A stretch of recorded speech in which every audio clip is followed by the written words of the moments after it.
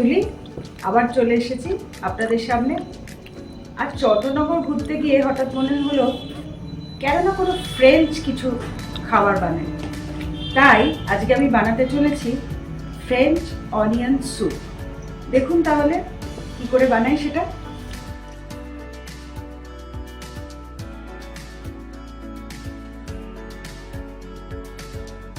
French onion soup বানাতে গেলে আমাদের ইউজ করতে হবে অলিভ অয়েল। গ্যাসটাকে সিমে করে, স্যুপ যেহেতু প্রচুর তেলের আমাদের প্রয়োজন নেই, তেলটা যতক্ষণে হালকা হালকা গরম হচ্ছে আপনাদের দেখিয়ে দিই এই স্যুপটা বানাতে কি কি বেসিক ইনগ্রিডিয়েন্টস আমাদের লাগে।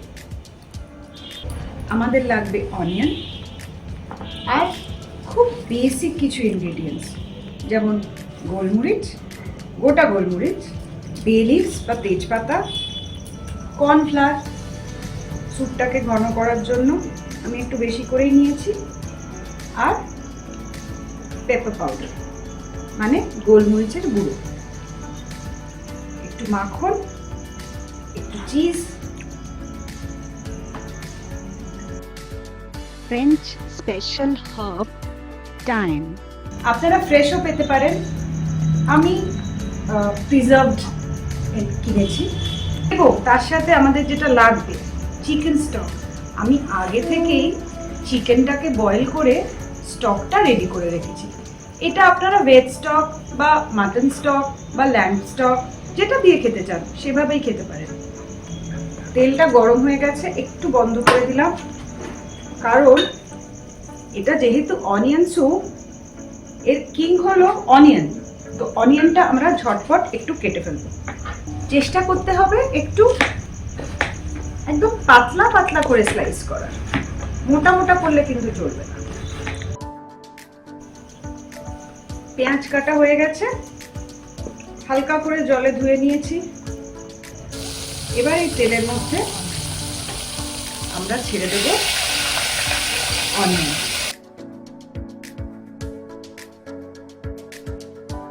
ক্যারামেলাইজ করতে হবে। ক্যারামেলাইজ করতে গেলে প্রথমে অনিয়নটাকে একটু সফট করতে হবে। সেই জন্য আমরা দিয়ে দেব অল্প একটু নুন। নুনটা দেওয়া হয়ে গেল, পেঁয়াজটা ভাজা হতে থাক। পেঁয়াজটাকে তো ক্যারামেলাইজ করতে হবে, তাই আমরা তখন তার মধ্যে একটুখানি চিনি অ্যাড করে দেব। হতে থাক। ইন দ্য মিন টাইম আমরা একটু ক্রুটনস বানাবো এই স্যুপের সাথে সার্ভ করার জন্য। যতক্ষণে পেঁয়াজটা ভাজা ভাজা হচ্ছে আমি ততক্ষণে আরেকটা কড়াইতে তেল বসিয়ে দেব। কেন কি এই স্যুপের সাথে ক্রুটনসটা দারুণ খেতে লাগে। ক্রুটনসটা আমি বানাবো ব্রেড কেটে, তো সেই জন্যই তেলটা গরম বসিয়েছি। তেলটা গরম হোক, ততক্ষণে দুখানা ব্রেড নিয়ে,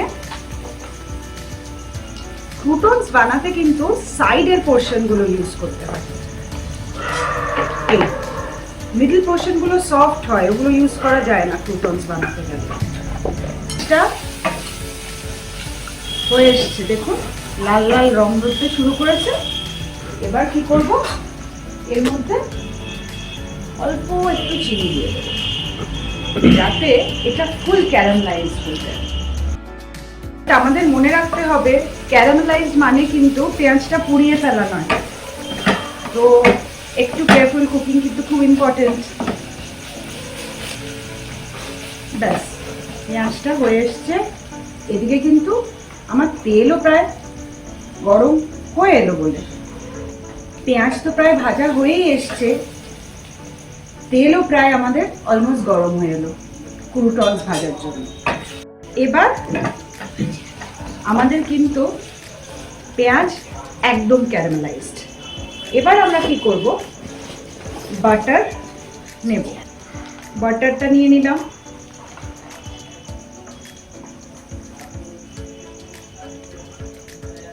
এবার আপনার ইচ্ছা আপনি কতটা রিচ খেতে চান। আমি হাফ বাটার ইউজ করছি। মধ্যে অ্যাড করে দেব চিকেন স্টক।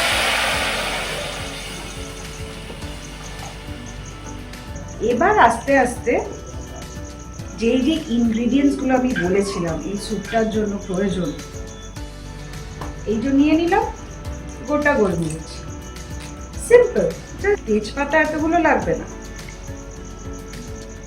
2 is enough। দিয়ে আবার স্যুপটাকে আমরা টেন্ডারলি চালাতে থাকবো। এবার একটা খুব ইম্পর্টেন্ট ইনগ্রিডিয়েন্ট এর মধ্যে যাবে, French special herb thyme, যেটা আপনাদের বললাম আপনারা ফ্রেশও পাবেন, এরকম বটলও পাবেন। আমি বটলটি কিনেছি, অল্প একটু, খুব বেশি না, ঠিক যেরকম আমরা ধনে পাতা এসব দিয়ে থাকি বা কসুরি মেথি, ঠিক ওরকম ধরনের। এবার এর মধ্যে চলে যাবে একটু নুন, আর অল্প একটু, তখন তো অল্প দিয়েছিলাম পেঁয়াজ ভাজার সময়, আর চলে যাবে ব্ল্যাক পেপার পাউডার মানে গোলমরিচের গুঁড়ো। এবার একটা স্পেশাল ইনগ্রিডিয়েন্ট যেতে চলেছে, সেটা হলো অল্প একটু হোয়াইট ওয়াইন। এটা আপনাদের চয়েস, আপনারা দেবেন কিনা, বাট ফ্রেঞ্চ ডিশ তো ব্র্যান্ডি বা ওয়াইন ছাড়া তো মানায় না। আমাদের ক্রুটনসের তেলটা এবার ফাইনালি গরম হয়ে গেছে, তো ব্যাস একটু সিম করে ছপ কাটা কাটা পাউরুটিগুলো দিয়ে দিন, ক্রুটনস রেডি হয়ে যাবে নিমিষের মধ্যে। স্যুপটা কিন্তু আমাদের চলছে হওয়া, ব্রথটা যত অ্যাবজর্ব হবে হার্বসের মধ্যে তত ওটা খেতে ভালো লাগবে। ক্রুটনস ব্রেডটা তো জানেন একটু ক্রাঞ্চি হয়, এই জন্য আমাদের একটু হাই ফ্লেমে উল্টে পাল্টে ভালো করে ভাজতে হবে। ক্রুটনস আমাদের তৈরি, গ্যাস বন্ধ এবং ক্রুটনসটা তোলার পালা।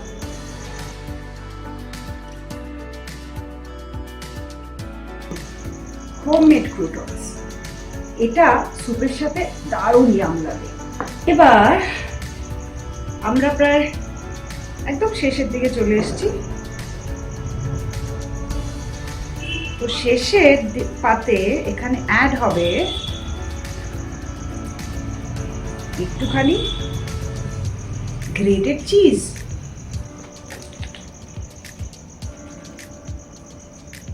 lots and lots of cheese।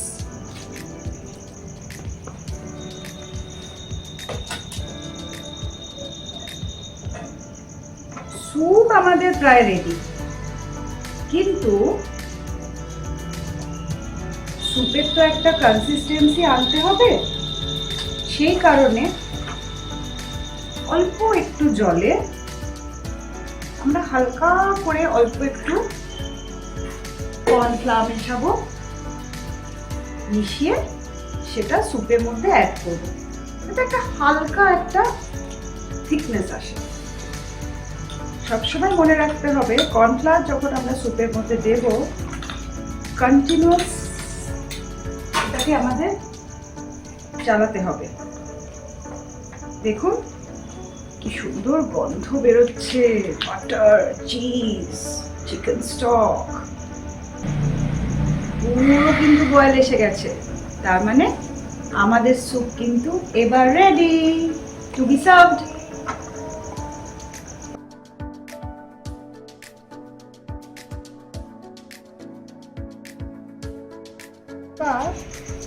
এর উপরে দিয়ে দেব আমরা কয়েকটা ক্রুটনস, এছাড়া অপশন আছে ব্রেড স্টিক।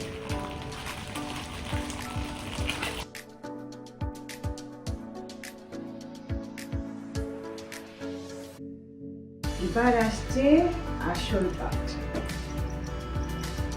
ফ্রেঞ্চ খাবার কি ওয়াইন ছাড়া মানায়? তাই শেষ পাতে একটু রেড ওয়াইন।